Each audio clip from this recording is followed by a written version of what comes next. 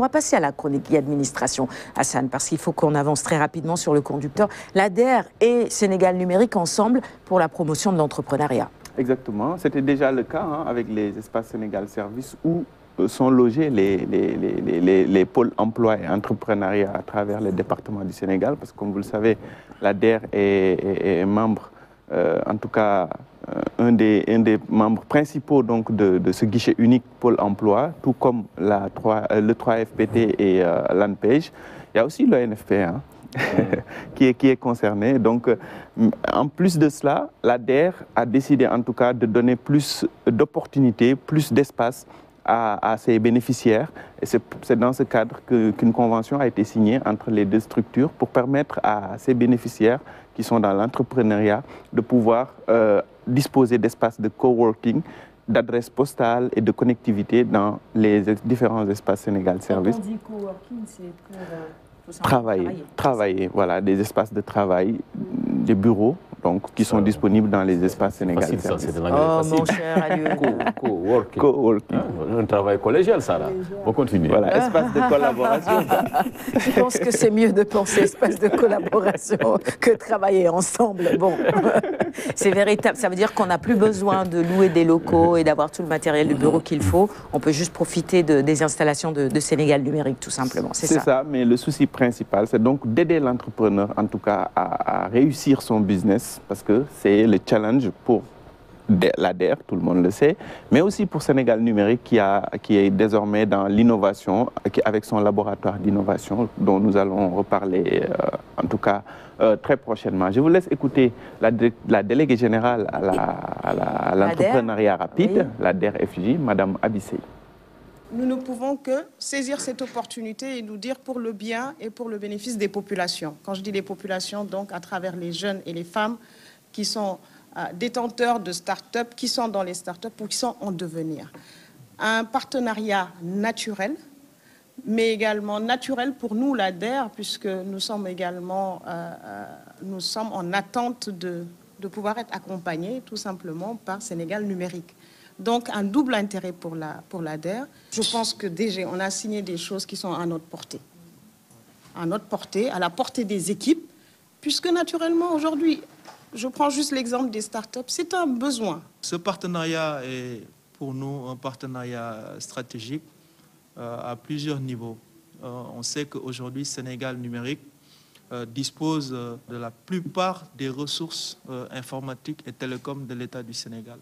Donc nous avons des infrastructures partout sur le territoire national qui ont été déployées par l'État du Sénégal et les infrastructures que nous avons dépassent largement les besoins de l'administration. J'insiste beaucoup sur le fait que les startups aujourd'hui ont besoin de mieux connaître l'administration. C'est vrai que les startups ont parfois des solutions, des idées qui sont innovantes, mais la vente, ça pose un problème. Voilà, dans la vente, ils ont vraiment des difficultés parfois par rapport à ça. Donc, il faut qu'on les aide à avoir accès à la commande publique. Et Sénégal Numérique étant aujourd'hui, de par la loi, donc nous assurons la maîtrise d'ouvrage de l'ensemble des projets IT de l'État. Donc, à ce niveau-là, on pourra faire travailler les startups sur des problématiques que l'État a et qu'au jour d'aujourd'hui, ce pas des solutions qui sont disponibles et les startups pourront travailler sur ces questions. Et c'est là, à travers InnovLab, au niveau de Sénégal Numérique, nous lançons le concept de start-up d'État, donc bien sûr avec la DRFJ, où vous avez une parfaite connaissance de notre écosystème, des startups qui évoluent au Sénégal et qu'on pourra spécialiser vraiment dans ce secteur public pour aussi apporter de la valeur à l'État du Sénégal, mais également que ces acteurs puissent créer de l'emploi au niveau de notre pays. Allez, retour en plateau, il est 7h18. Après, évidemment, cet extrait où on a pu écouter Madame Abissé, déléguée générale à l'entrepreneuriat rapide, et puis justement, le directeur général de Sénégal Numérique. Et ça aussi, on a pu reconnaître Amatoula et entre autres. C'est une belle collaboration qui se poursuit finalement. Exactement, c'est deux structures de l'État donc qui mutualisent leurs efforts pour venir en tout cas en aide à l'entrepreneuriat. Et on espère que ça donnera des résultats très rapidement, hein, parce que l'ADER a une force de frappe et nous, on est, voilà. Chez vous, il y a la connexion Internet également, donc comme espace de coworking, c'est tout bénef pour les entrepreneurs, les jeunes entrepreneurs. Et il y a dans les surtout régions. cet aspect de territorialisation, parce qu'on a tendance à croire que les startups, c'est à Dakar, alors que c'est un peu partout. Et en fonction des spécificités locales, donc appuyées, comme Ramatoulaye en parle très souvent ici, dans chaque zone, il y a un type de métier qui est privilégié et tout. Et donc, c'est une bonne nouvelle pour eux de pouvoir en tout cas faire ce qu'ils ont à faire au niveau de ces espaces Sénégal Service. Il y a aussi le guichet unique de formalisation des entrepreneurs qui va intégrer donc la plateforme Sénégal Service.